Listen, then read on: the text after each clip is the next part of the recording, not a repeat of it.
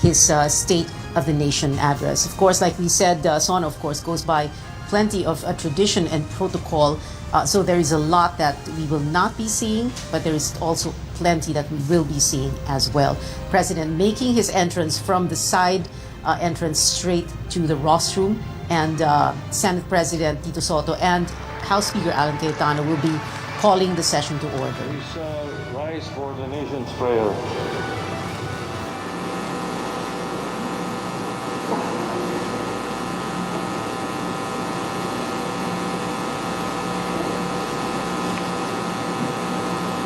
Makapangyarihang Allah, Makapangyarihang Ama, Makapangyarihang Ama, Makapangyarihang Ama, may gawad ng langit at lupa, bagamat kayo ang kataas sa mahal, kayo naman ang aming Diyos, na lubusang mahabagin, at ang inyong kapaitan ay walang mahal. buong pagpapakumbaba kaming lumalapit at humihingi ng inyong kapatawaran sa aming mga pagkakasala sa isa't isa, sa aming pagwawalang bahala, sa kalikasan at sa iba pa ninyong mga nilikha. Hilumin ninyo kami, ang aming mga karagatan at mga kagubatan, marapatin ng muling maging daliwan ng inyong mga biyaya. sapagkat kayo ay patuloy na namamayani sa lahat, maging sa salot na aming kinatatakutan. tulungan ninyo kami na mahanap ang lunas sa laganap ng pagdurusa. Mangusap sa bawat puso namin, muling ipadama sa amin ang inyong pag-aadya. Patatagin ninyo ang mga kumakalinga sa mga may sakit, ang mga patuloy na nangangailangan sa amin, gantipalaan at pagpalain ang mga tumutulong sa nangangailangan, nang sila ay patuloy na tumatalima sa inyong pahiwatig.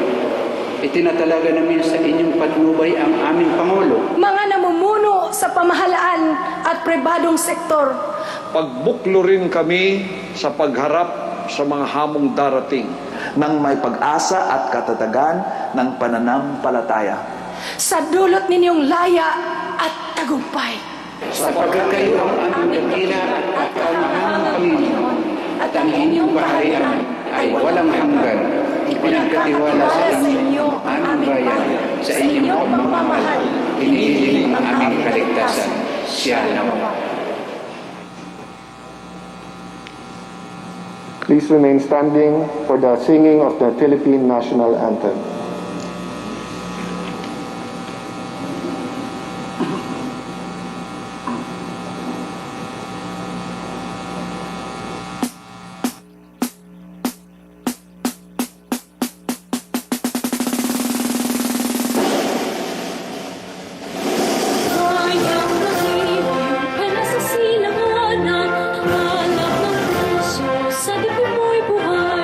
Lupang inirang, tuwing ka nang magiting, sa mandulubling, di ka pasisiin. Sa dagat at bundok, sa simoy at sa langit, may dilagang tula at awit sa pagdaya minamahal. Ang kisap ng watawat mo'y tagumpay na nagniningning, ang bituin at araw niyang kalan, pag may di magdidilim, lupa lang ang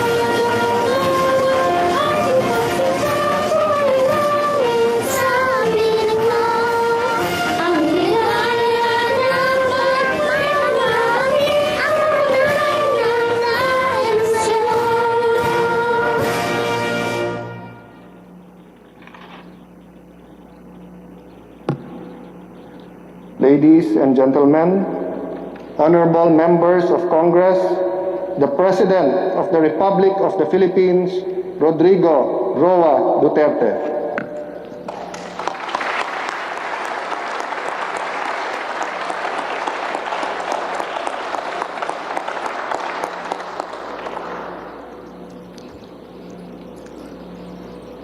Kindly.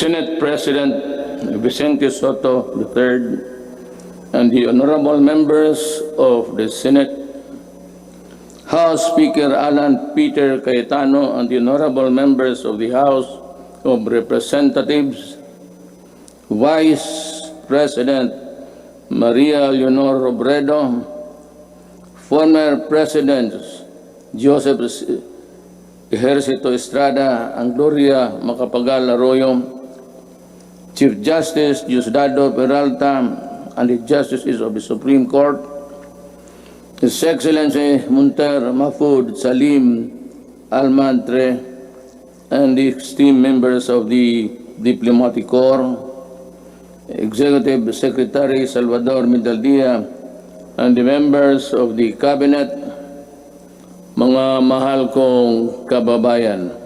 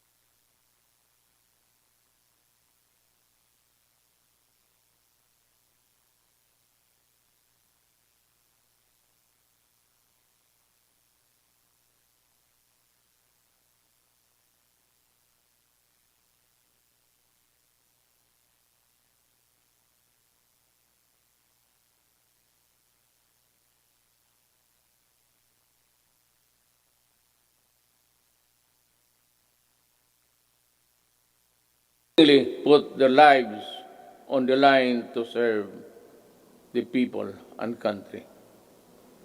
We share the griefs of their families, and no amount of tears can compensate their great losses. My countrymen, it is sad that while government focuses its attention resources to battle the coronavirus, there are those who take advantage of a preoccupied government. One of them is Senator Frank Dillon. In an interview, and Son.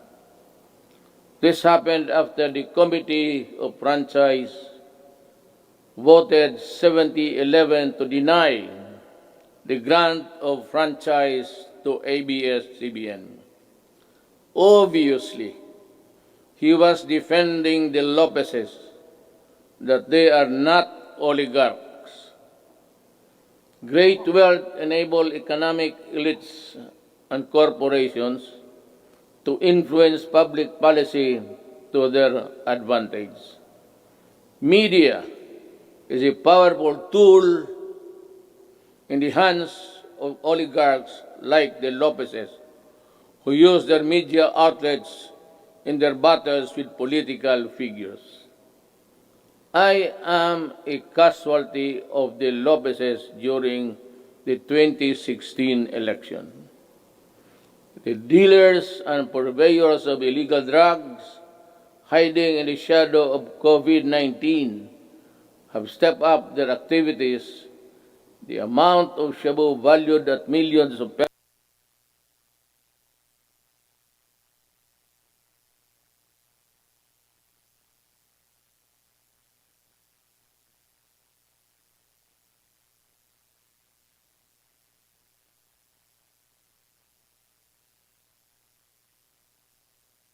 Shortly before 4 in the afternoon of every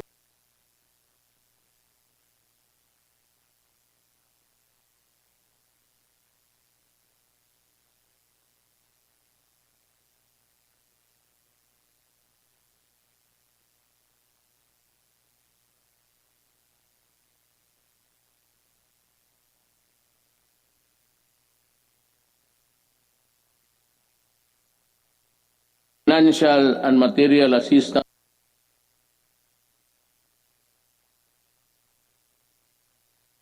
of government to the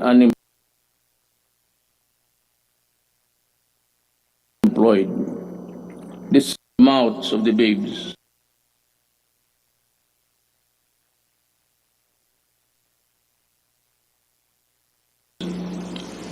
The profiteers, overpricers, and the corrupt felons must be laughing while they stash their dirty monies, but not for long. They cannot outrun the long arm of the law. In these regards, the words of former President Ramon Magsaysay ring fresh and relevant today as the day they were said decades ago. He said, "We need men of integrity and faith like Rizal and Del Pilar, men of action like Bonifacio, men of inflexible patriotism like Mabini. We need their zeal, their self-reliance, and their capacity to work, their devotion to service, and their ability to lose themselves in the common cause of building a nation. If we allow greed and self-interest and ambition to rule us, then, as stated by one prominent physician, we will be left with nothing better than the lesser evil instead of the greater good. In my inaugural address 4 years ago, I said that no leader can succeed at anything of national importance without significance unless he has the cooperation and support of the people he is tasked to lead and sworn to serve. The efforts and resources which we poured out produced the momentum needed to bring our country closer to our goals. Suffice it to say, we made significant strides over time. Over 4.3 million poor families benefited from the Pantawid Pamilya. Over 92.2 million beneficiaries received subsidies under the unconditional cash transfer program. We also made available tertiary education and universal health care. Public utility drivers were given assistance to the Pantawid Pasada program. There are complaints that some drivers did not receive any assistance at all. I have directed the SWD and DILG to look into this. I welcome the passage of the law postponing the barangay and sangguniang kabataan elections. The postponement saved much needed government funds and ensured the implementation of projects under the current barangay officials. In the hindsight, it also saved us from holding the polls while we dealt and continued to deal with the pandemic. The Malasakit Centers Act has proven to be a great help to our less fortunate citizens needing medical services through one-stop platform in government hospitals. We commend the initiative and work of Senator Bongo in this regard, as well as other significant pieces of legislation as of today. There are 75 Malasakit centers serving Filipinos all over the country. These centers will be of great help in ensuring that our people remain healthy and resilient during these challenging times. The salary and standardization law of 2019 increases the salaries of civilian government workers.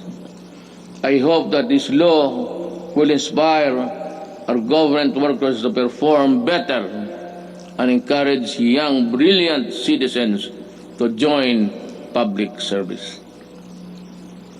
I appreciate the law of establishing the National Academy of Sports.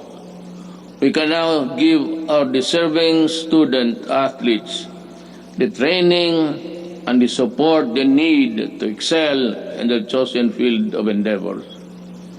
With the commitment of key members of Congress, the Executive Department, the FISGOC, or the Philippine Sports Commission, and the Philippine Olympic Committee, we're bound together with one vision to host the 30th Southeast Asian Games.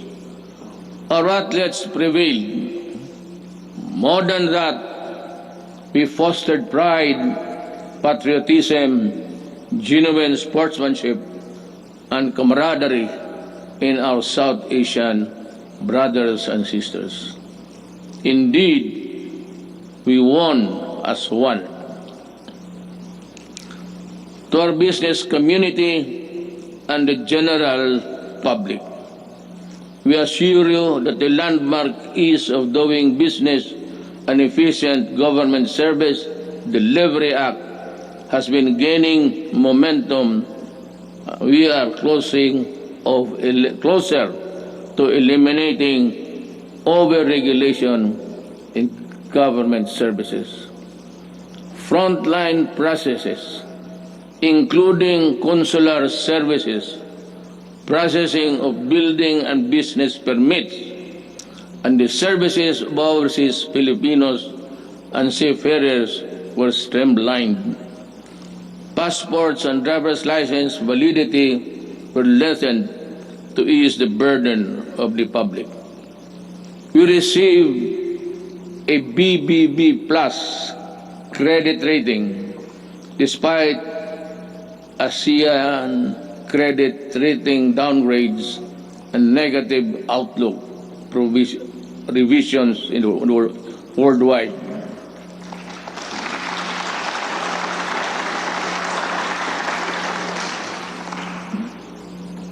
The Japan Credit Rating Agency upgraded us from BBB plus to A minus last month. Meanwhile, Moody's has affirmed and maintained the country's ratings at Baa2 rather.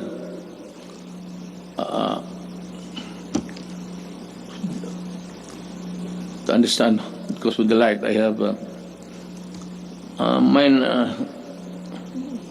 eyesight is not as good as new. Our fiscal position is strong, our economic fiscal management prudent, and our banking system robust. We are in a better position to weather the crisis caused by COVID-19 global pandemic. We have accomplished significant infrastructure projects under the Build program. I will not dwell lengthily on the nitty-gritty of our infrastructure accomplishments. Now, lest I bore you. Instead, we will release a comprehensive written report of our collective milestones and the details of accomplishments that remind us that perseverance, patience, determination will help us move forward even in the most difficult times. We issued last year the Executive Order number 100, establishing the Diversity and Inclusion Program as national program of the government. We want to end discrimination of persons on the basis of age, disability, ethnicities, sexual orientation, and gender identity and expression, and other character traits. My administration always believed that freedom from illegal drugs, terrorism, corruption, and criminality is itself a human right violation. Part of our efforts to uphold human rights is protection of the rights of children and the right against discrimination. Early last year, I signed Executive Order Number 92, creating the National Council Against Child Labor. Government efforts to protect the rights of children will be amplified to prevent, reduce, and eliminate any form of child labor. Our achievements along this line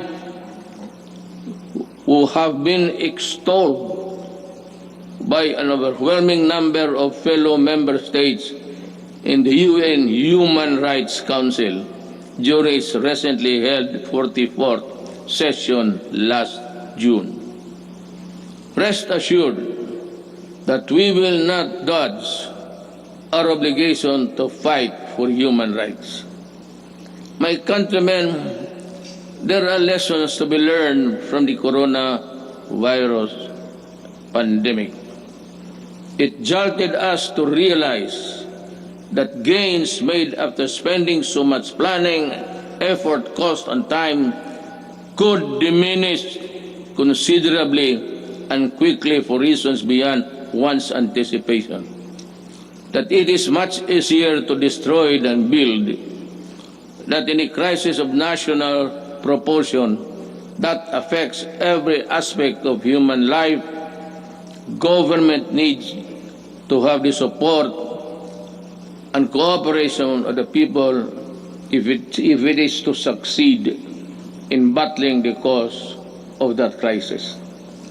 That there are people who ask for compassion but show none themselves. That life, after all, is fickle, like the weather. The gains we achieved with the first 3.5 years were put to a test when the pandemic suddenly struck the global community. While I am aware that the road towards a comfortable life would all be far easy if the pandemic had not occurred, and around the rest of the world we suffered.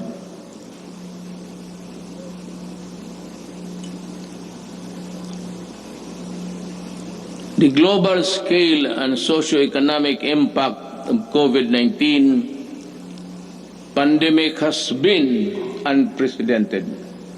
Yet, in the throes of its global health emergency, we have been able to withstand the headwinds generated by this coronavirus. In this regard, I would like to express my gratitude to all those who made possible the steady supply of food, water, basic utilities of our households.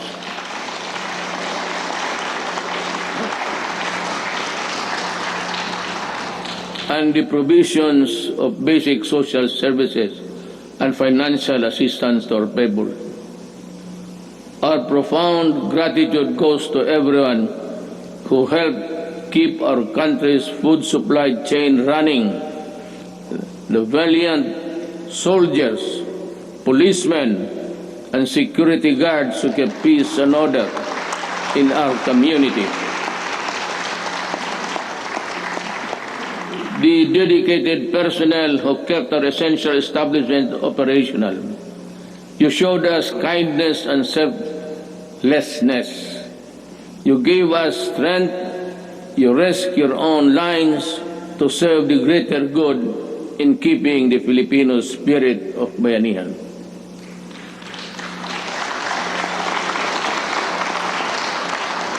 I also thank the men and women of the Interagency Task Force on Emerging Infectious Diseases and the National Task Force Against COVID-19 for all the countless hours it spent to keep the pandemic in check and for all the efforts it made to ensure the safety of our people.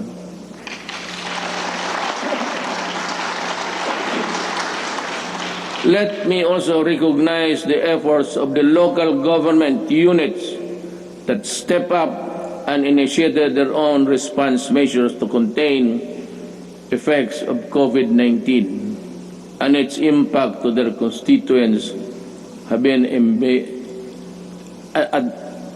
impact to its constituents. The shadow says it's a period there.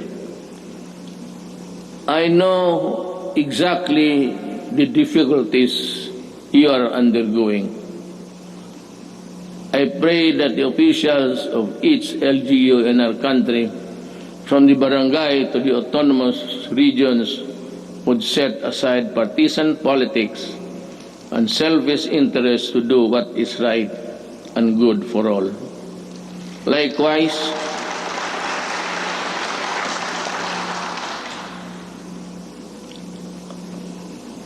I likewise issued Executive Order Number 104, which imposed ceilings on retail prices of at least 133 drugs and medicines, and directed a continuous review of the retail prices of others. This proved to be providential now that we are facing a pandemic. To everyone who helped us in this time of great need, maraming salamat po.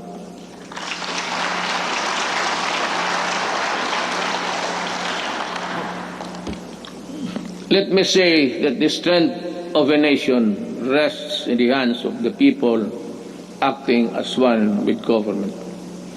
In the pursuit of common goals and objectives, when the pandemic struck, I decided to prioritize life over other considerations according to experts. The intervention that the government had put in place prevented as much as 1.3 to 3.5 million infections. To me, even if the numbers were much lower, it would still be and would have been worth the sacrifice we made. Buhay muna bago lahat. We initially encountered difficulties ramping up our testing capacity. We now have 93 accredited testing laboratories nationwide, and we are aiming to conduct 1.4 million tests by end of July and ensure a quick turnaround time of 48 to 72 hours. Under the Social Amelioration Program, we allotted 2.5 billion to 2.5 billion for poor and low-income households who were affected during this pandemic, who thrive on a no work, no pay arrangement. Admittedly, our implementation of the Social Amelioration Program was not perfect, and some opportunists turned crisis into opportunity. We will catch up with you sooner than you think. We came up with the COVID-19 Adjustment Measures Program, extended financial assistance to over 650,000 affected individuals in the formal sector, 110 OFWs abroad, and almost 83,000 repatriated OFWs were also provided temporary wage employment to displace marginal workers through the TUPAD project. Our indigent senior citizens were also provided with a stipend for the rest of the semester of the current year. This health emergency stretched government's resources to its limits. In response to the Office of the President, worked closely with Congress for the quick passage of the Bayanihan to Heal as One Act. May I again reiterate my thanks to you, the men and women of Congress, for the effort you invested in passing that law. I hope that we can get some or the same treatment of clarity, purpose, and the fastness to support the passage of the Bayanihan Recover to Act as One, which is supplement funds for recovery and response against the impact of COVID-19 pandemic. We must facilitate the country's economic recovery. I call on Congress to fast-track the passage of the proposed measure, such as the Corporate Recovery and Tax Incentives Enterprises or CREATE Act. This immediately cuts the corporate income levy from the current 30 to 25% and give government flexibility to grant a combination of fiscal and non-fiscal incentives, among others. The Financial Institutions Strategic Transfer, or First Act, will set up mechanisms allowing banks and other financial institutions to dispose of and transfer non-performing assets and loans to asset management companies similar to the special purpose vehicles. Our economic managers have seen infrastructure investment as an effective tool to help spur high growth, attract investments, create jobs, and achieve financial inclusion for all Filipinos. The DBP has resumed the construction of the North Luzon Expressway Harbor Link, the NLEX-SLEX connector, the Cavite-Laguna Expressway, the Metro Manila Skyway Stage 3, the R1 Bridge Project, the Tarlac-Pangasinan-La Union Expressway Project, and the Subic-Freeport Expressway Project, to name a few. To realize the maximum benefit from the country's investments, the infrastructure projects under the Build, Build, Build program, which are labor and capital intensive, are not mere springboard to the country's swift recovery pandemic.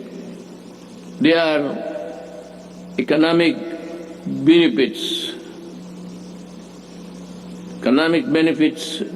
to be distributed to all corners of the country and push sustainable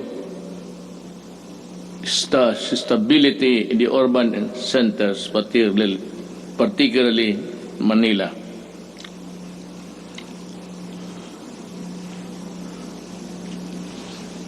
The TESTA launched online mode of livelihood and skills training.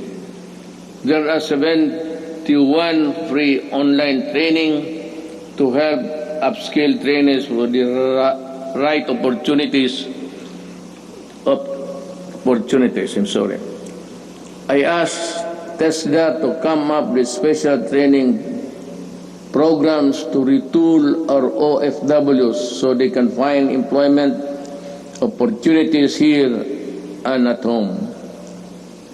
I am also calling on the CHED for scholarship programs for the qualified dependents of our OFW. I direct the Department of Agriculture and DTI to come up with the agribusiness and entrepreneurship projects to help displaced OFWs rebuild their livelihood. Further, I ask the Land Bank and other government financial institutions to continue providing low interest loans to our OFW. Sa mga kababayan ko na naghihirap sa ibang bansa, nandito na ang inyong gobyerno para matulungan kayo at inyong mga pamilya, lalo na sa panahong ito.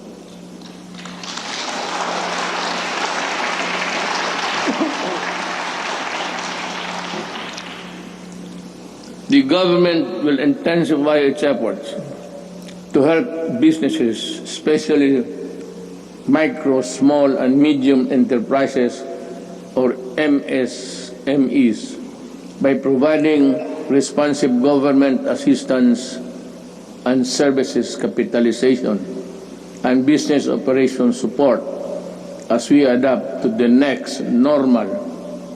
Nanawagan po ako sa ating mga lessors.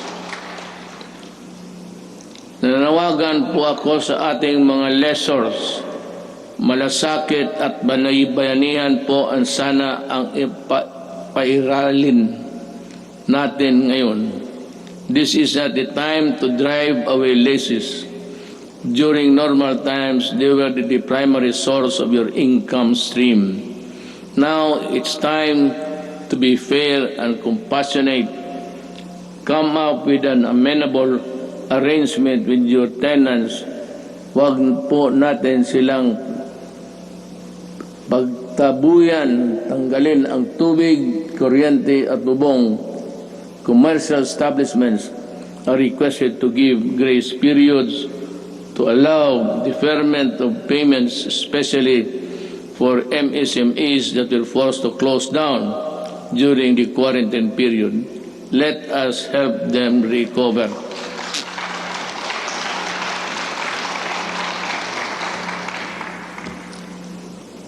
We pump prime the recovery and rehabilitation of the MSMEs.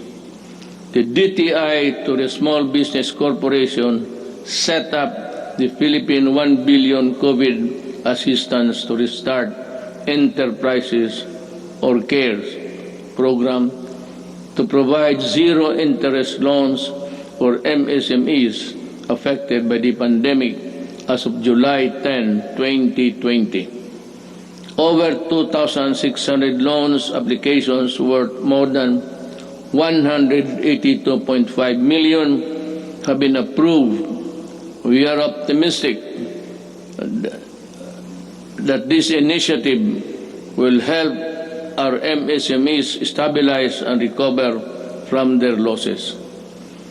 I also join the Bangko Sentral ng Pilipinas and the banks operating in the country to provide regulatory relief for our MSMEs and allow loan payment extension without incurring penalties and charges.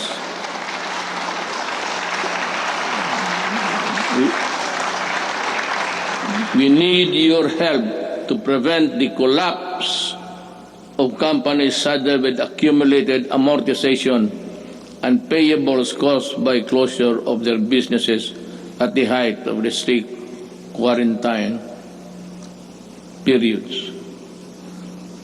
As we embark on this effort towards inclusive recovery, we should acknowledge that all forms of government support will go to naught if the new MSMEs do not thrive because of lack of consumer support. Ito ang panahon para suportahan natin ang ating mga kababayan na nagnegosyo at gumawa ng mga produktong sariling atin. In the same manner, in tourism and recreation industries, which are among the hardest hit by the pandemic, count on our full support while we slowly try to put the fun back in your local travels. The national government agencies and LGUs must harmonize their policies to boost tourism, ensuring everyone's well-being. We enjoin our people to help boost the economy by traveling locally.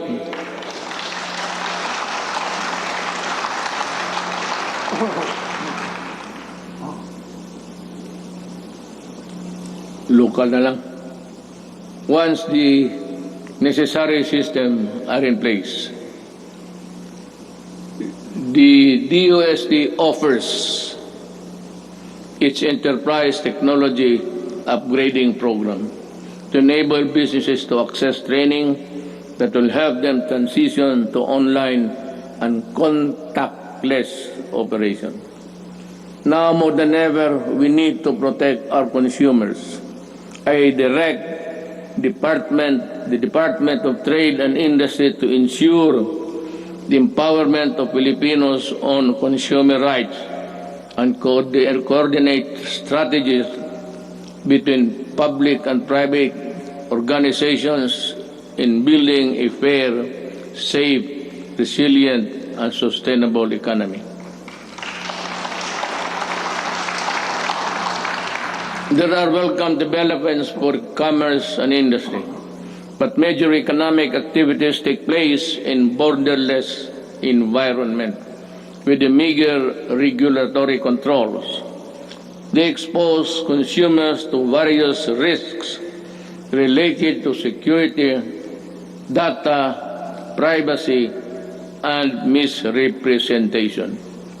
We must patrol the country's cyberspace and enforce online consumer and data protection and privacy laws. We must run after online scammers and those undermining the people's trust on the online transactions. We must continue to protect Filipinos in the normal and remind the world that we are responsible stewards of data. I am committed to protect both physical and digital lives of our law-abiding countrymen.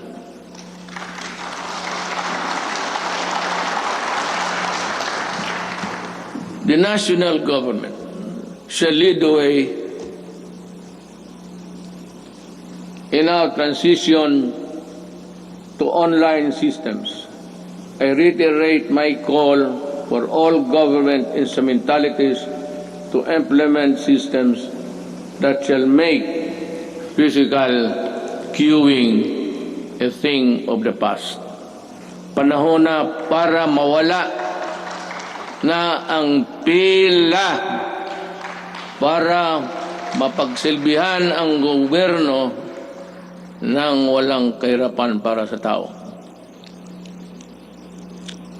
The DILG, DBM, and the ARTA, along with all agencies and instrumentalities of government, are hereby directed to make full possible services available online. We need to adjust and adapt a paperless type of business and work performance. We need e-governance, our people with the services they need and the comfort of their homes in the workplaces. It will enable us bureaucracy to better transition into the new normal and cut red and minimize red tape.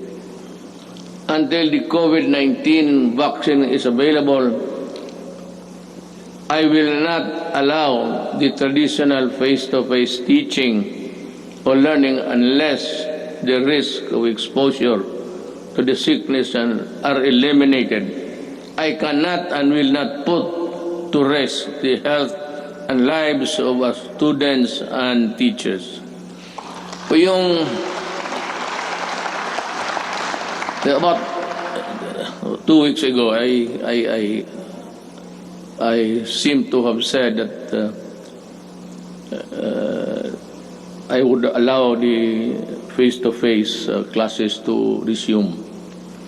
But we were talking actually of January, because my thinking is that by September we would have the vaccine. How to get it from the producers or from other governments is really something which we have to deal with, because everyone, it's a global need, and everyone will go for it. But let me just mention it in passing that about 4 days ago, I made a plea to President Xi Jinping that if they have the vaccine, can they allow us to be one of the first, or if it's needed, if we have to buy it, that we will be granted credit so that we can normalize as fast as possible. Life that is lost is lost forever. Courses that are not substantial can be supplemented. Education that is delayed can be recovered. We must implement online learning, modular learning, and TV and radio-based broadcasts, which students coming from different backgrounds can avail.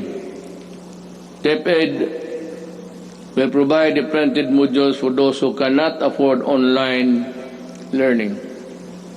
In support of the learning continuity program through blended learning, we plan to increase the number of schools with ICT equipment in the coming months. The DepEd and the DITC are building up the public education network or PEN that will connect all public schools and DepEd offices nationwide. We will prioritize the connection of all last-mile schools and those with no electricity supply can have it via satellite and energized via solar panels. By 2022, before I step down, the PEN shall be realized.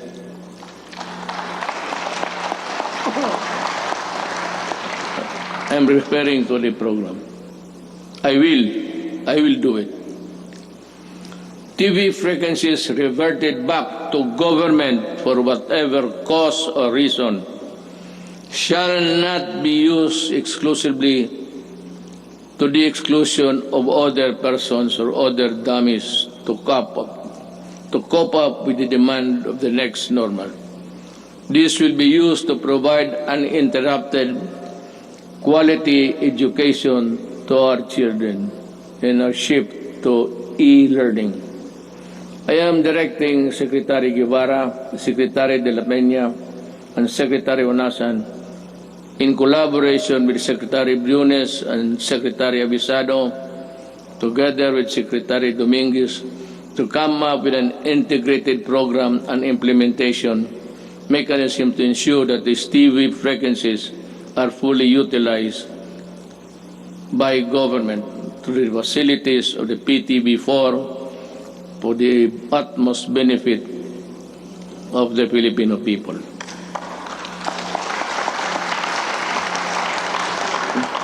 Let me just allow me to segue a little bit. for the remaining 2 years of my term. All that is good that belongs to government, whether it be the airwaves, whether it be the lines, or whatever that is good for the people, will belong to the government, and it should be government who should be given the first option to utilize them. Ang sobra kanila. I call on our communication companies to improve their services lest we be forced to take drastic steps to address the less than deal service that the public is getting from you. Alam mo, sisingit na lang ako dito. I am sometimes you are a government pictured to be weak and incompetent because we cannot really force our mandate. Alam mo itong nagbibigay ng mga public services, you better improve. Huwag naman ninyo kaming pahintayin 10 taon bago kami makakamit ng mga services that the other countries are enjoying. If it's just a question of added capitalization or the infusion of money, go and look for it. Maghanap kayo, because if you are not ready to improve and I might just as well close all of you and we revert back to the line telephone. At kukunin ko yan, i-expropriate ko sa gobyerno. Alam mo itong, I'll be straight, smart, pati itong globe, ilang taon na ito. At ang sagot palagi sa akin, the party cannot be rich. Nasaan pala pumunta yung yawa na yun?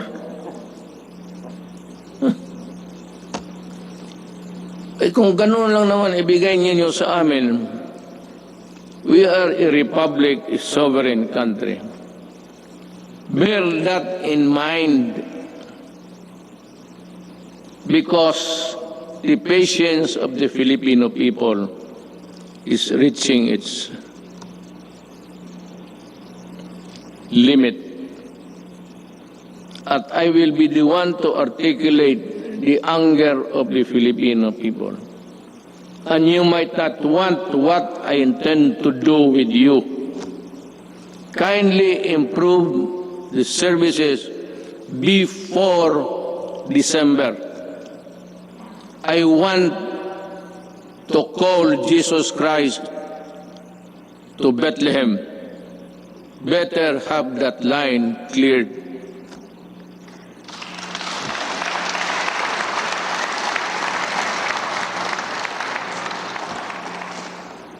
Alam, sa totoo lang, Adre, na po, ano ako sa inyo.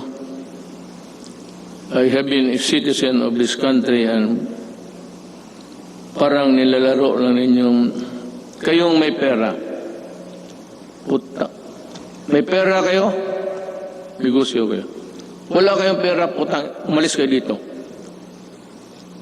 You know, you give us half bills, half cook, transactions, lousy service. Tapos ang tao nagbabayad. Tell us now if you cannot really improve on it, because I will work by December. I have 2 years. The next 2 years will be spent improving the telecommunications of this country. without you. I will find a way. I will talk to Congress and find a way how to do it.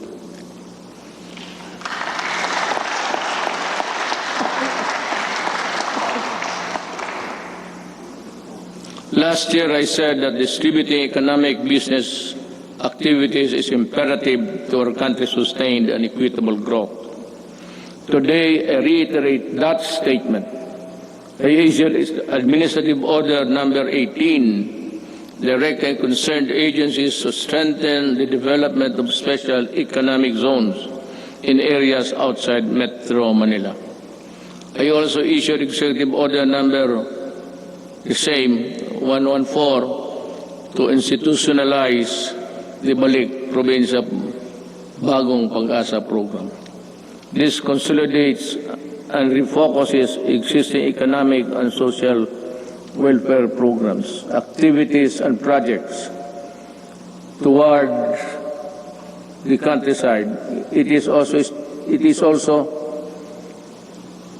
an international agency council headed by Executive Secretary Salvador Medellía, which will create a framework for the effective implementation of the project.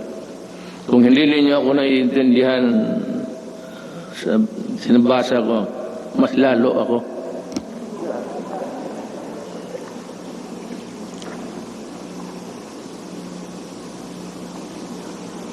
In 2021, we aim to increase access to healthcare services by continuously hiring and deploying more than 20,000 health professionals. This will augment health workforce in LGUs, particularly in isolated and disadvantaged areas. We will implement projects to establish and improve barangay health stations, rural health units, and other healthcare facilities. And we will need to address internal security. We are pursuing a whole-of-the-nation approach to bring peace and order, development in the countryside.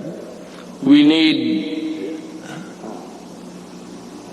to provide intervention and implement the barangay development program.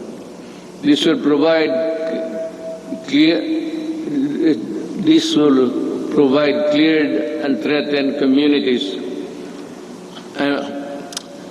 This refers to a program where the armed forces would play a vital role in the one nation approach. This is what it's meant by this.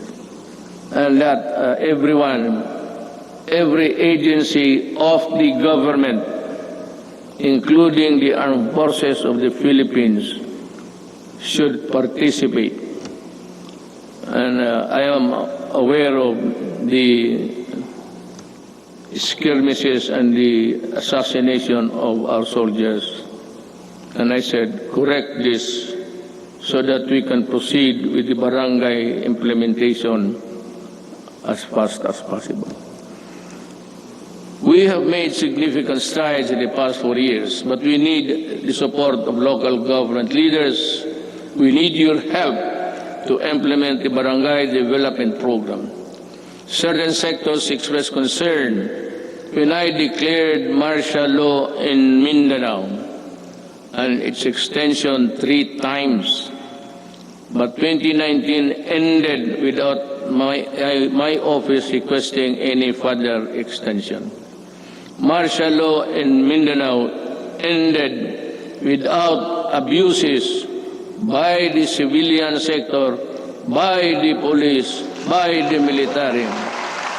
But only because this time I know that they know how to love the country. I thank Congress for the support to these administration programs.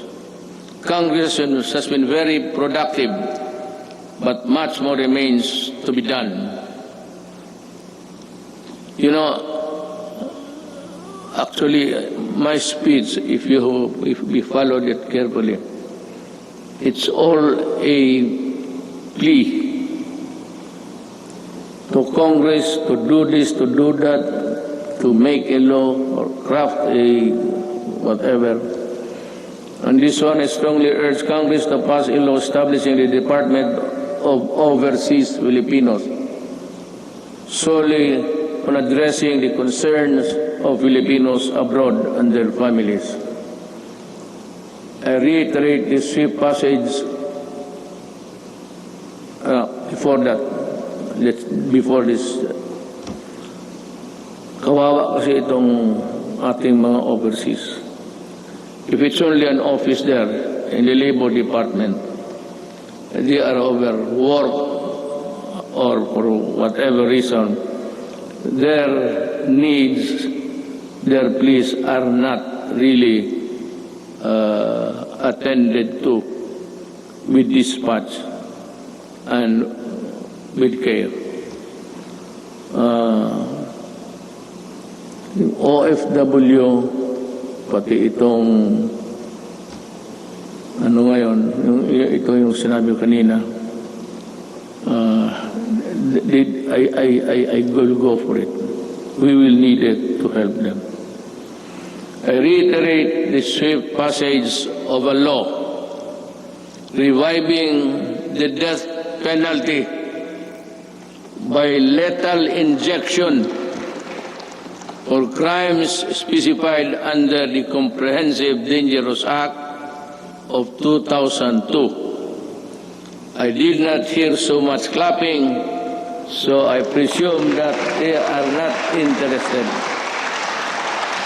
Wala kang...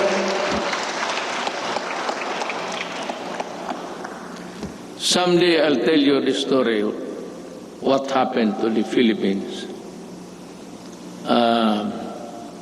Hindi ngayon. But when sabihin ko sa inyo ang totoo, bakit nagaganito yung droga ng Pilipinas? Why the drug syndicates continue to operate just like the countries of Colombia, Mexico, and it is being played inside the national penitentiaries. Para tayong talagang binababoy tayo. Sabihin ko sa inyo. But this is not a time for storytelling. SONA kasi ito.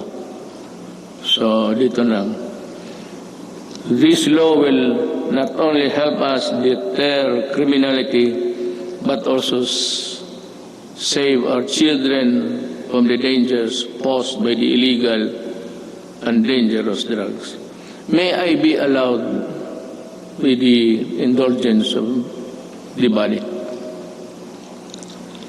Itong bakit talaga ako galit sa droga. Let us make this a semi-formal speech. Alam mo kasi, 5 pamilya members o 6 or 7. Pagka bumagsak yung tatay to drugs, the family crumbles. There's no more home to. Druga, and if he's receiving his salary, nagtatrabaho sa pantalan, 300 a day. Tapos ang shabu is sold at 2. He has about 100 to bring home. Kaya pagka gano'n, nag-aaway-aaway na. Ang mga bata hindi nang kapag-aral. Ang iba, ligaw na mga babae into early prostitution. Kung ano-ano nangyari. Hindi lang alam nitong mga na this is happening all over the country every day. And what is really very tragic is this. When the family starts to crumble, there's no more family home. And invariably, the wife would look for another husband who look for a job, usually easily doon sa abroad. At yung asawa aalis, yung lalaki na sa droga, yung mga anak iniiwan sa kapitbahay, sa kapatid. And the ferocity of the loss of the Filipino family home has been destroyed. Kaya kung anong mangyari nito, the wife works in the Middle East. I am not zeroing on any particular country, mind you. But alam naman, there are tribes in the Middle East which would allow rape as part of the territory of being a house help. Kasama yan. Kasama talaga yan. So yan ang mahirap dyan. You have a wife that are being crucified, being used, magpadala ng pera, tapos ang mga anak nasa Cebu na rin. Kasi these are the guys that the Cebu people would really, stick by them until it crumbles, the resistance. And then you have plenty of this all over the country. Hindi lang nila alam. Yung sinasabi nila ng misery sa itong human rights, plus 10 yan. Not to count the victims of crimes perpetrated by people addicted to Cebu. That is the reason why I'm so vicious in my galit talaga ako. Kasi nilalaroan tayo. Well, I don't know. Any other president might, pero ako ayaw kong lalaroan ng Pilipino. Do not do it in my country because I will really kill you. That is a commitment. Owning safe, decent, and affordable housing is every Filipino's dream. But the housing market remains inaccessible to most of our countrymen. I renew my call for Congress to pass the National Housing Development Bill and the Rental Housing Subsidy Bill. This will enable all Filipinos, regardless of social status, to live in decent homes where their families can lead meaningful lives. I also call on Congress to amend Republic Act number 10912 for the Continuing Professional Development Act of 2016. In this time of great pandemic and forthcoming reconstruction requiring professionals to undergo seminars is burdensome and not realistic. This must end. Ito pang isa. May mga profession. Singit ko na lang lahat to tell this is to inform the nation.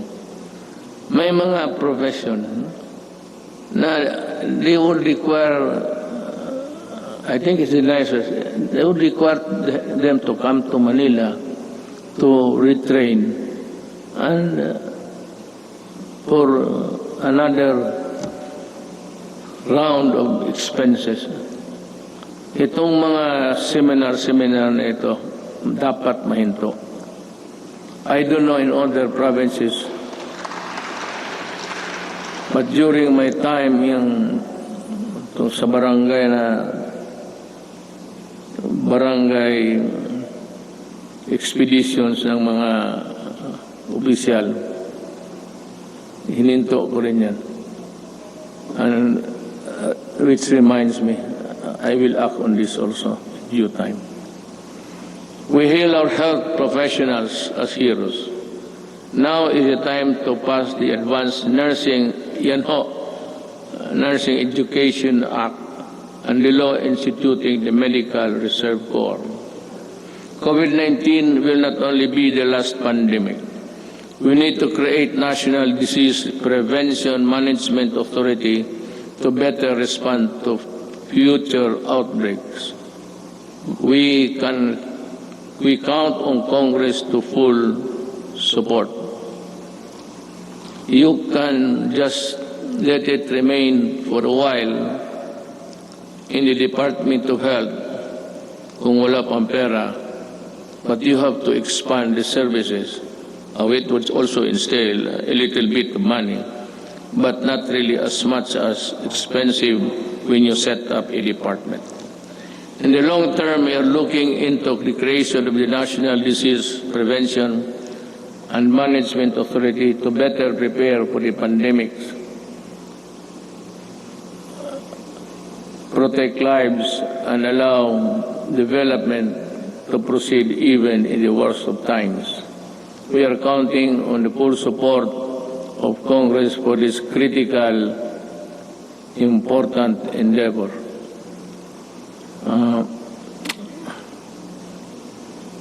I don't know, but I leave it to Congress to really. It's another department. There seems that it could be a multi-layer, redundant thing between the health and the proposed department. I call on Congress to prioritize the passage of a law for the unified system of separation, retirement, and pension, and of the military and uniformed personnel, without, however, diminishing the benefits that our uniformed personnel are entitled to under existing laws. There is a need to adjust the pension system, which will be applicable only to the newly hired uniformed personnel, so as not to cause a ballooning effect against the budget of the military in the years to come, and yet maintain the pension benefits those already in service under the present law. This issue needs a solution now. Umpisa natin ngayon para hindi na maging problema sa sunod na mga taon.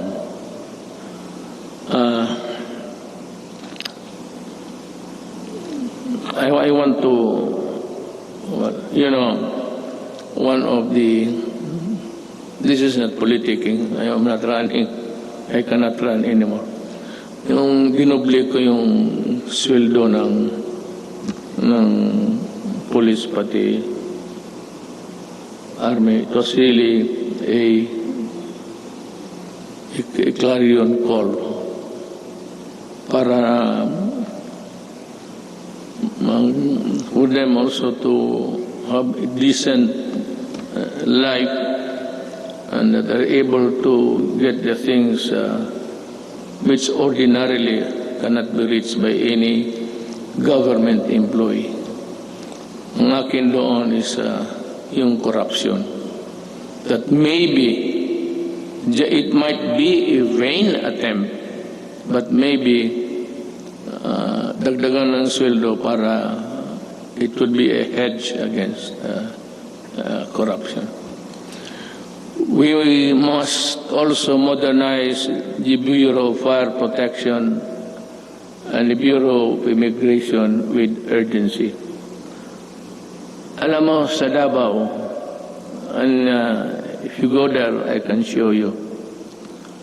One of the serviceable trucks, fire trucks that we have in the city of Davao.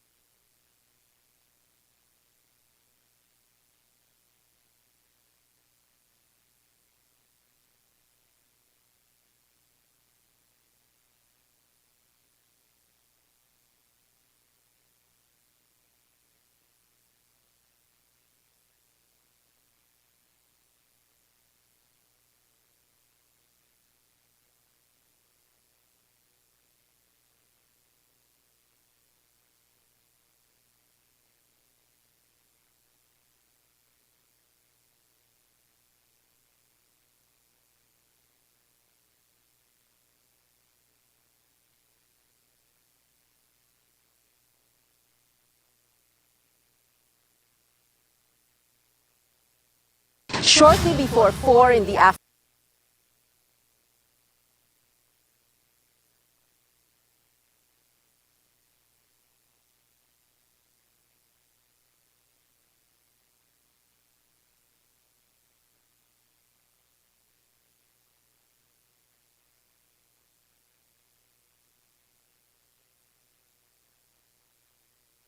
projection when the earthquake would suddenly come and make a big crack there. Hindi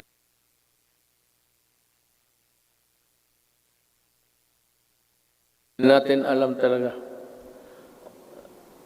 Ang ibig kong sabihin, this will require more than just one brainwork kung paano talaga itong how to prevent or avoid disaster.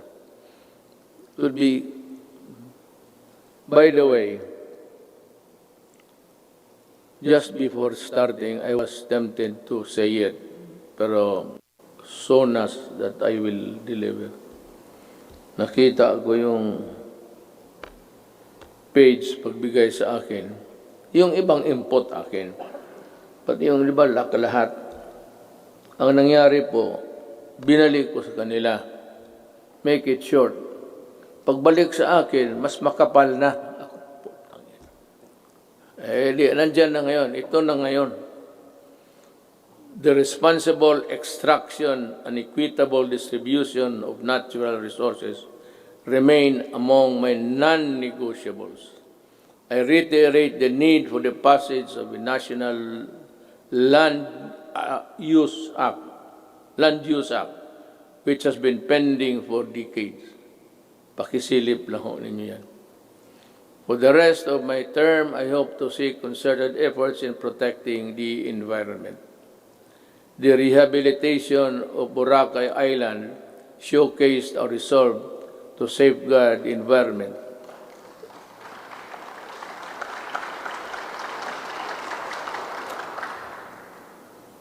Boracay is doing well because of its scenery. If it's only a coconut and a black sand, white sand and water, wala yan. Pero you add the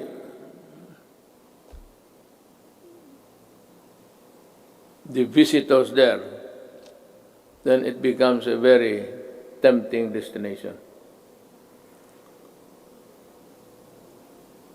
We have seen remarkable emergence of the island back to its former glory. I want this sustained. I ask Congress to enact a law creating, importante ito, the Boracay Island Authority, or BIDA. We need it. I cannot stress enough the importance of agriculture. The growth of our economy depends on a robust agricultural sector. We must utilize the coconut levy for the welfare of our coconut farmers and the development of our coconut industry. I urge everybody, both of the executive department, pati ito, that ito yung pera na nakuha doon sa sequester, and itong perang malaking ito, gagamitin ito for the welfare of the farmers. The problem is, we can no longer trace who are the farmers of yesterday. Marcos is a distant star. We do not know. Ako alam ko because we had a little piece also that was covered by the land reform. Hindi na natin malaman kung sino ang may-ari.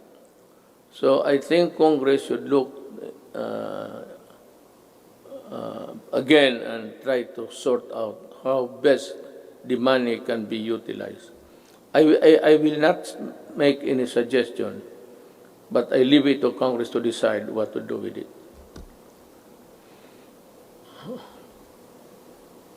I once again urge both houses of Congress to pass a version of the bill establishing the Coconut Farmers Trust Fund. Tulungan natin ang ating mga magsasaka pagka hindi mawawala yung pera, bilyon yan. Diyos ko po. Well, anyway, we have learned so many lessons along the way. I am also requesting Congress to pass the Rural, Agricultural, and Fisheries Development Financing System Act.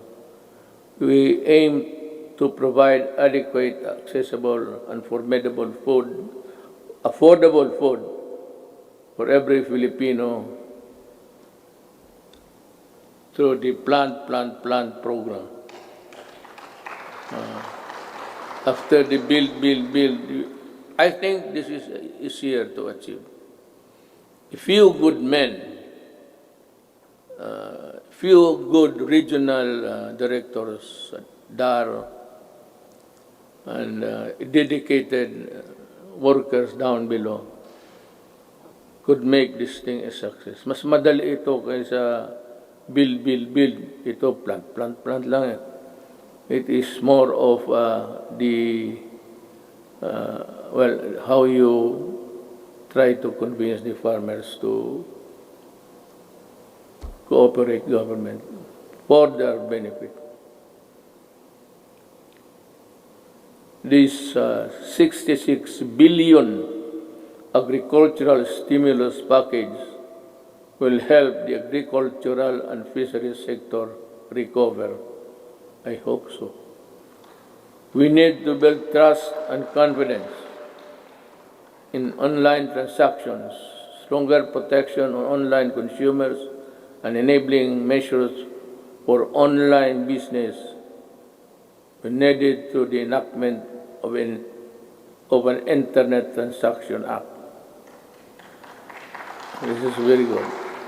I thus direct the Department of Trade and Industry and other relevant agencies to work on it closely with Congress, ensuring that the provisions of the proposed bill are responsive to the needs of the consumers while promoting the growth of e-commerce in the country.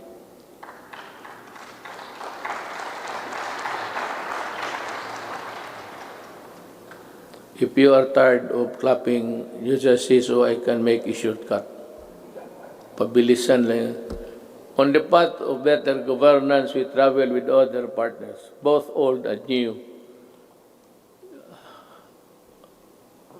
have helped bolstering the antiquated public health system, for bringing home our laid of Filipinos overseas, for filling in supply gaps for crucial medical supplies and equipment and staple food.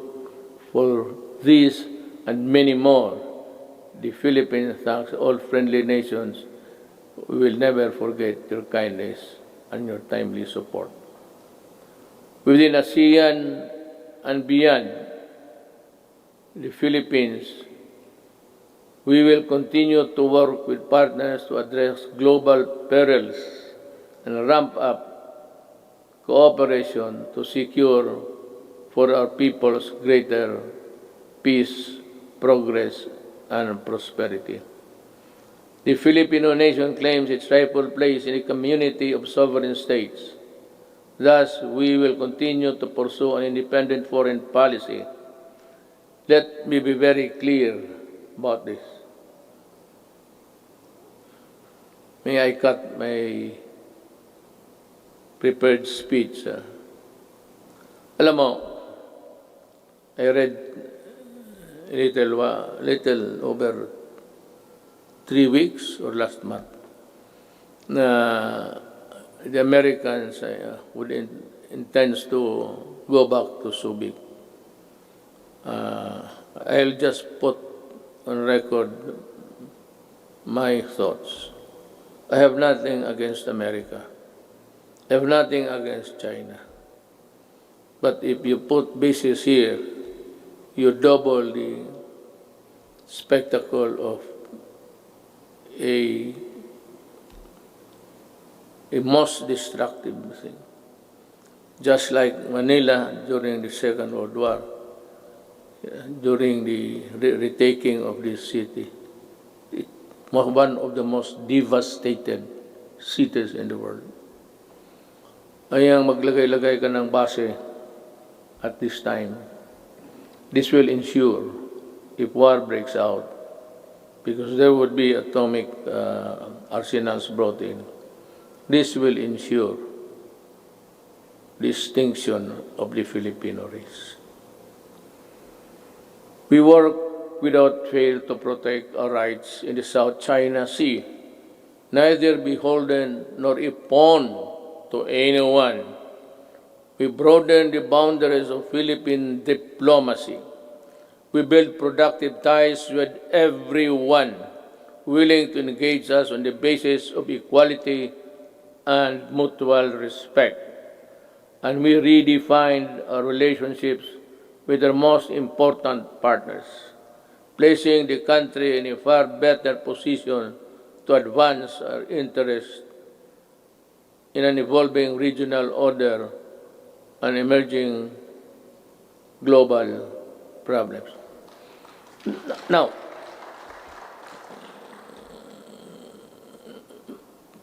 plenty of critics, both sides, claim about nothing has been done to retake forcefully or physically the South China Sea.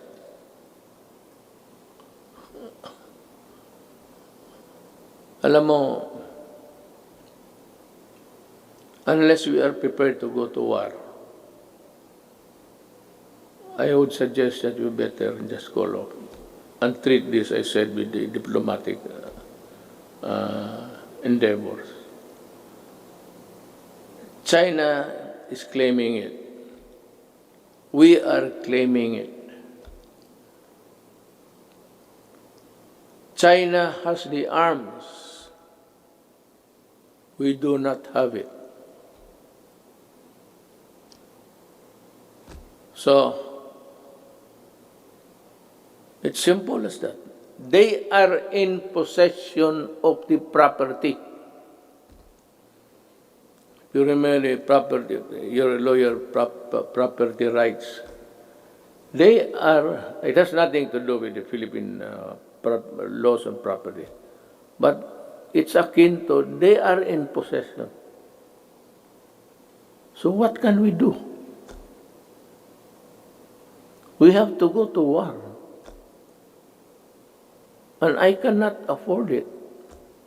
Maybe some other president can, but I cannot. Inutil ako dyan, sabihin ko sa inyo. And I'm willing to admit it. Talagang inutil ako dyan. Walang magawa. I cannot. The moment I sent my Marines there at the coastal shores of Palawan, tinamaan ng cruise missile lahat yan. Hindi pa nga sit sail yan eh. Sabog na. Let me see again that the victory in a global battle against COVID-19 would take longer than we expect. Everyone's cooperation is needed. I know that you have, the Filipino people, have sacrificed a lot, but we have no other choice but to work together and to do even more. I must admit that our actions have been far from perfect. Totoo yan. I admit it. And there could be improvements here and there. But all of us in government, including myself, assure you that we will not stop until we get things right and better for you. I know that many of you are worried not only about health and safety, but also about our ability to move around and ride public transportation.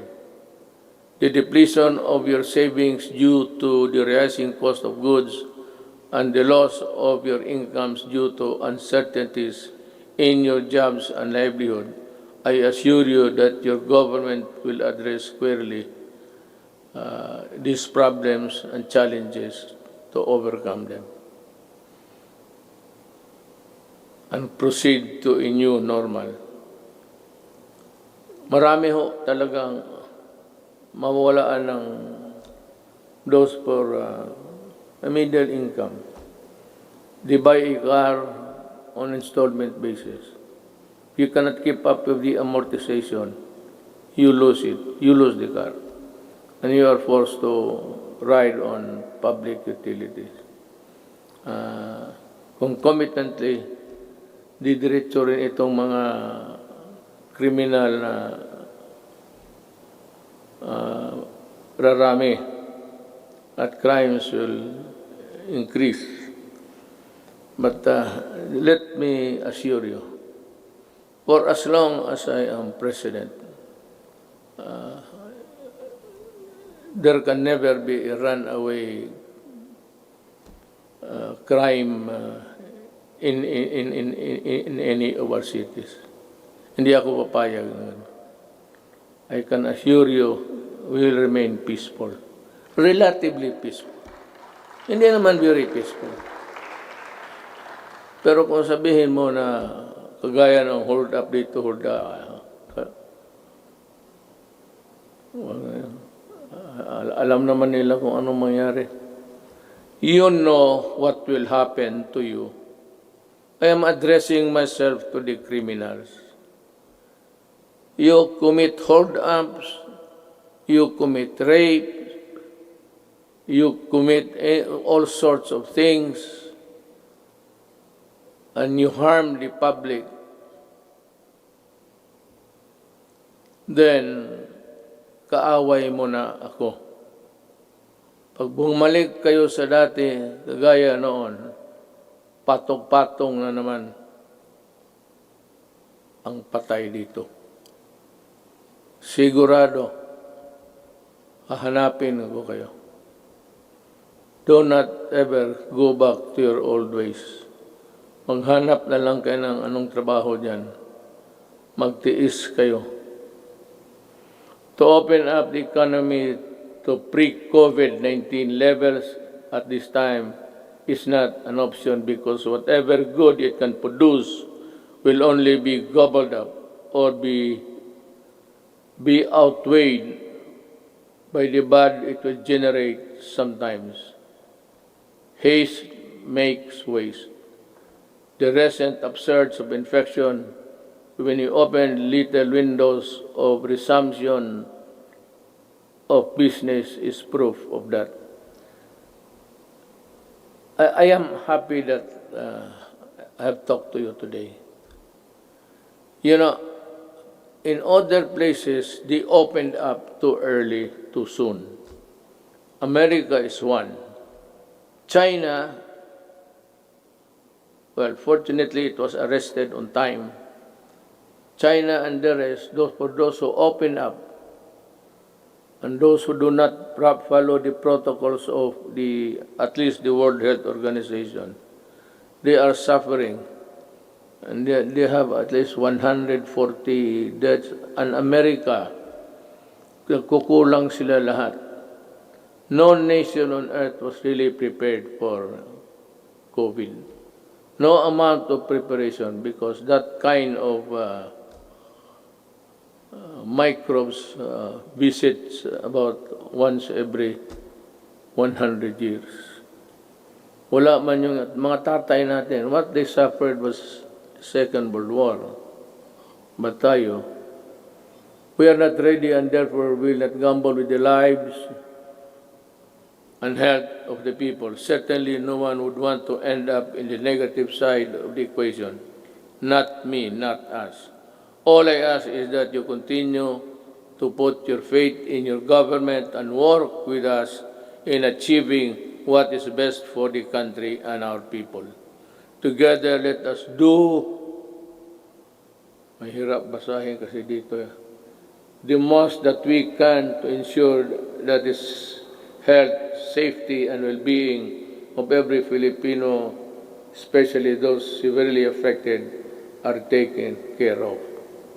Together, we shall fight this pandemic with the same fervor as our campaign against illegal drugs, criminality, insurgency, and corruption in high places, and entrenched parochial interests. As a government worker, I am addressing each and every Filipino that the government cannot do this without your help. More than ever, we need to reinvigorate the deep-seated Filipino spirit of pakisama and malasakit within each and every one of us. We are being tested as a people and as a nation. Worse times loom ahead. But I do hope that this spirit of solidarity and unity will serve as a drumbeat to which we shall march in unison in our quest for the light at the end of the tunnel. I appeal to each and every Filipino, let us take care of one another. Ito ang panahon para magtulungan, hindi panahon para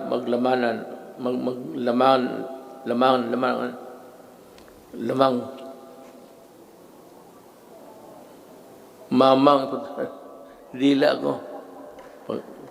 Hindi maglamang at pagkakaisa.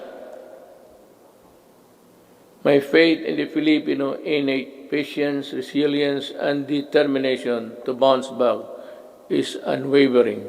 Let us share our blessings with those who have little and those who have none.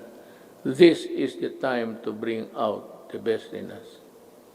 The woes that weigh heavily on our shoulders may bend our back, but they shall not bend or break our spirit.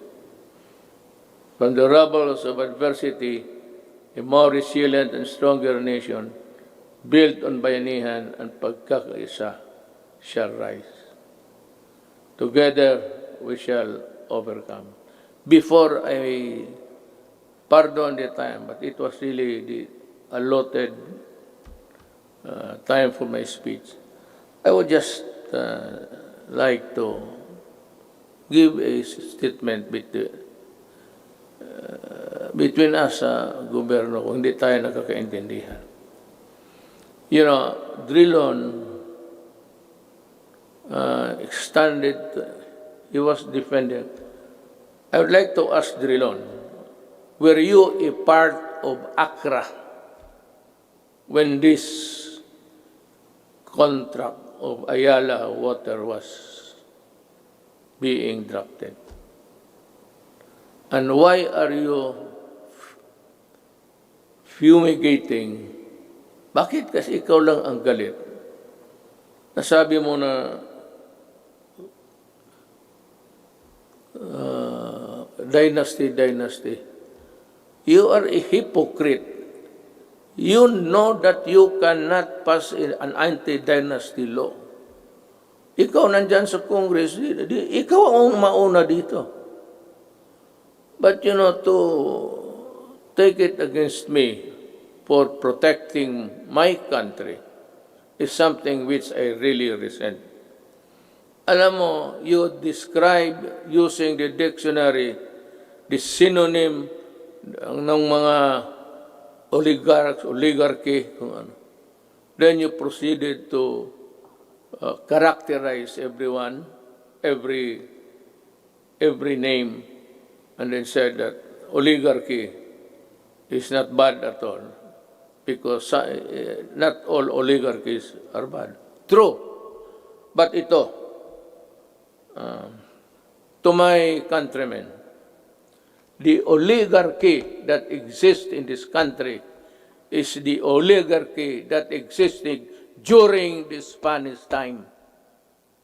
And the Spanish lands and the friar lands and all the benefits that were passed on to the insulares who did not go back to Spain, or to the Spaniards and into their... But that was long ago. It has been forgotten. This is the oligarchy that controls the Philippines. By what? By taking control of the water and the electricity and power. Yan ang oligarchy mo, Drilon. Wala nang oligarchy dito except that they have control. Look at how can you now craft a new contract? Because I would insist that you pay the billions and billions that you collected. For example, water treatment. Oh, nandyan sa kontrata. It's in the billing. They've been collected. Since 1997. Ilang bilyon na nga wala ni isa. Not even a faucet was built for a water treatment facility. Yan ang mahirap sa... You do not protect the oligarchs here. You are the one. Ikaw lang mag-isa. And I suspect that you were also the one or help when you were there in the Accra. We do not even know ang mga abogado sa public documents. Hindi nga alam. Hindi natin alam kung nakagraduate ba o hindi. Wala. Would you think Ayala would get the services of those? Ayala got Accra. Accra did it. Ikaw galing ka doon. Most of you, more successful lawyers sa corporation. You handle big corporate. Yan ang mahirap. O, bangga tayo dito. Hinawakan ninyo eh. Hindi ka pwede kayo. Kita mo, noong nag-increase, walang tubig, pinuputol yung tubig. Ang tao, bumigay kasi hindi pwede yung tayo hindi maligo. Hindi uminom. Electricity, ayaw mo mag-increase. O ayan, wala ka. Palaging brown out lahat.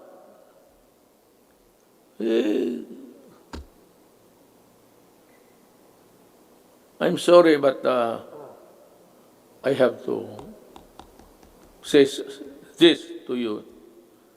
I do not like it. It's not the time for it. But since it is the time for the SONA, for people to know and people to really get the facts, then,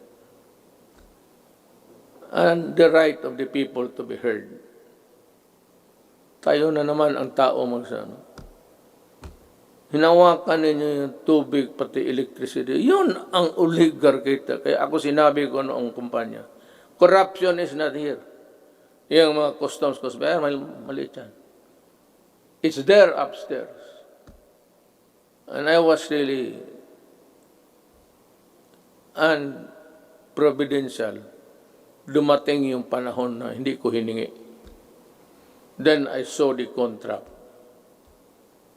Nung nakita ko yung contract na, tsaka yung linya na yung choice, yung linya ng it belongs to government. The best of the transmission lines, whatever, government gets it first before anybody else. Thank you. I am true.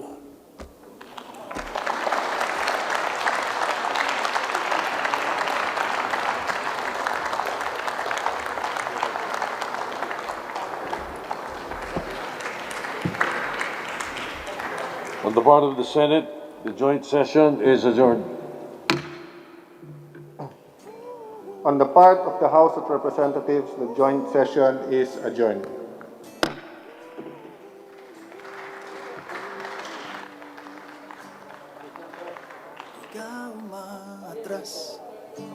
sakit na marahas. Kailangan mong magpalakas para sila'y mailigtas. Buwis ang iyong buhay, handang matanggap pag ika'y mamatay. Asawa't anak na hindi masilayan, pamilya mong iiwang luhaan. Masdan niyo ang mundo, isip ay mulat, magigising ang lahat. Paglaban niyo ang mundo, kung magkaisa ang lahat, hihilom ang sugat.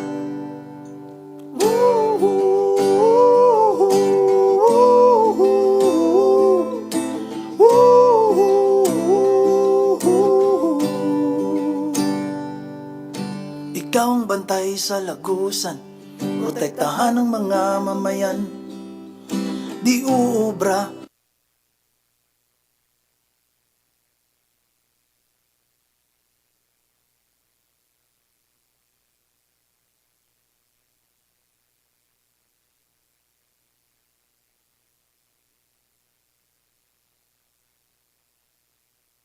The vaccine is around the corner. Sooner and not later, the virus that gobbled up thousands of lives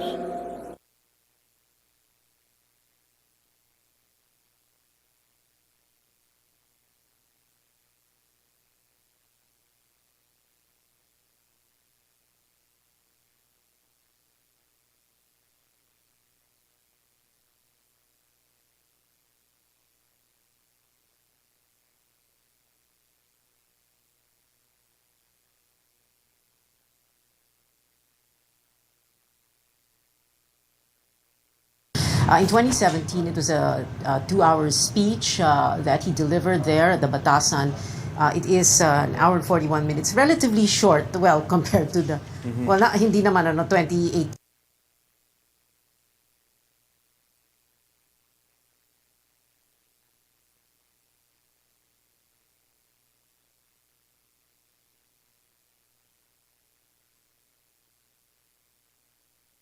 Kasi for 48 minutes. But for me, there are just some